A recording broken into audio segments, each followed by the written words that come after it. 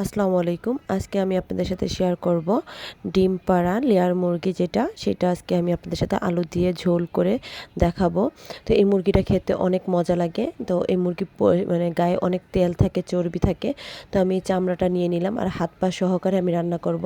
তো প্রথমে আমি একটি কড়াইয়ের মধ্যে তেল দিয়ে পরিমাণ মতো পেঁয়াজ দিয়ে আমি পেঁয়াজটা লাল করে ভেজে নিছি। ভেজে নেওয়ার পরে এর মধ্যে আমি আদা রসুন বাটা মাংস অনুযায়ী দিয়ে দিছি।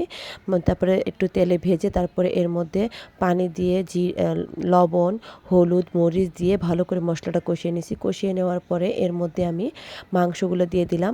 মাংসগুলো দেওয়ার পর মাংসটা দিয়ে আমি একটু সময় ঢাকনা দিয়ে ঢেকে নিছি। ঢেকে দেওয়ার পরে এটা থেকে মাংস থেকে পানি বের হয়ে আসছে।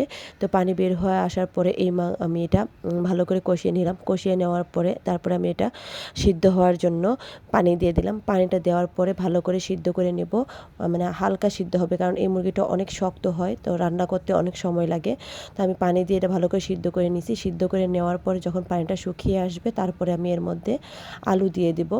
আলু দিয়ে ভালো করে আবার এই মাংসটা আমি কষিয়ে নেব কিছু সময়ের জন্য। কষিয়ে নেওয়ার পরে এর মধ্যে আমি সিদ্ধ তো আগে আমি করছি, তারপরে আমি আবার পানি দিয়ে দিব পরিমাণ মতো।